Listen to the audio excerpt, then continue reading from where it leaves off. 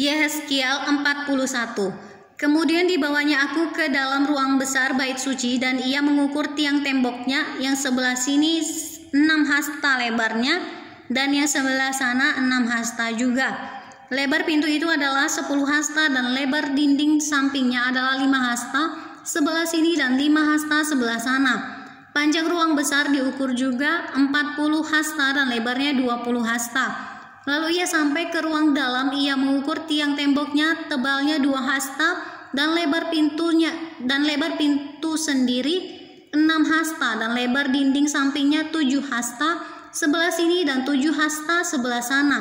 Ia mengukur panjang ruang dalam itu 20 hasta dan lebarnya 20 hasta sesuai dengan lebar ruang besar. Lalu ia berkata kepadaku, inilah tempat maha kudus. Kemudian ia mengukur dinding bait suci itu 6 hasta tebalnya, dan lebar kamar tambahan yang terdapat di sekeliling bait suci itu 4 hasta. Kamar-kamar tambahan itu ada 3 tingkat, dan pada satu tingkat terdapat 30 kamar. Pada sekeliling dinding bait suci ada curug-curug untuk mengokohkan kamar-kamar tambahan itu, sebab kamar-kamar ini tidak digabungkan pada dinding bait suci, dan kamar-kamar tambahan semakin lebih besar dari tingkat pertama sampai tingkat ketiga, selaras dengan bertambah besarnya ceruk-ceruk pada tiap tingkat sekeliling bait suci itu. Ada tangga menuju ke atas, dan dengan demikian orang dapat naik dari tingkat bawah ke tingkat atas melalui tingkat tengah. Aku melihat bahwa alas bait suci itu lebih tinggi dari sekelilingnya. Dasar kamar-kamar tambahan itu berukuran 1 tongkat penuh, yaitu tingginya 6 hasta. Tebal dinding yang sebelah luar kamar tambahan adalah 5 hasta.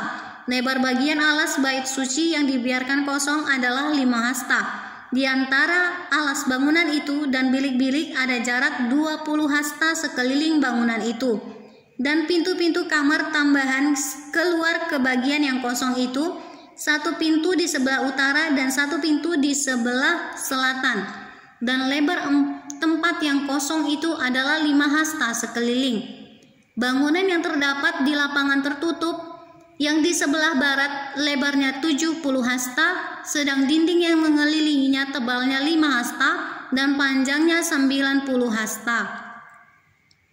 Lalu ia mengukur bait suci itu 100 hasta panjangnya, dan lapangan tertutup bersama bangunan dan dindingnya 100 hasta juga. Begitu juga lebarnya muka bait suci bersama lapangan tertutup sebelah timur 100 hasta. Kemudian ia mengukur panjang bangunan yang terdapat di lapangan tertutup sebelah barat bersama serambi-serambinya di kedua belah 100 hasta. Ruang besar, ruang dalam, dan balai luar ditutupi dengan papan, dan sekeliling ketiga ruang itu ada jendela-jendela yang berbidai dan serambi-serambi.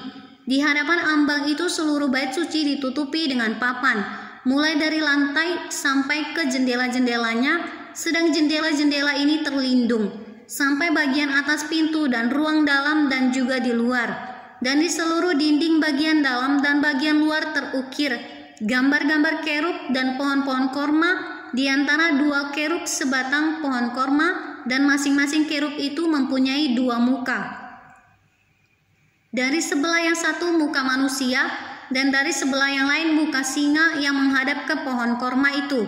Dan begitulah dibuat di seluruh bait suci. Dari lantai sampai ke atas pintu terukir kerub-kerub dan pohon-pohon korma pada dinding.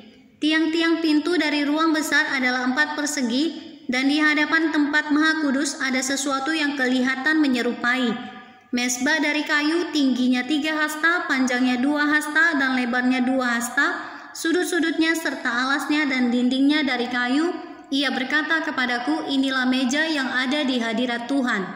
Ruang besar mempunyai 2 daun pintu, dan tempat maha kudus juga mempunyai 2 daun pintu. Pada pintu-pintu itu ada 2 daun pintu yang dapat berputar, 2 daun pintu pada pintu yang satu dan 2 daun pintu pada yang lain. Pada pintu-pintu ini juga, yaitu pintu-pintu yang ruang besar, terukir kerub-kerub dan pohon-pohon korma seperti pada dinding-dinding. Di muka balai bait suci itu, yaitu di luar, ada tangga kayu. Pada kedua dinding samping dari balai itu ada jendela-jendela yang berbidai dan ukiran pohon-pohon korma.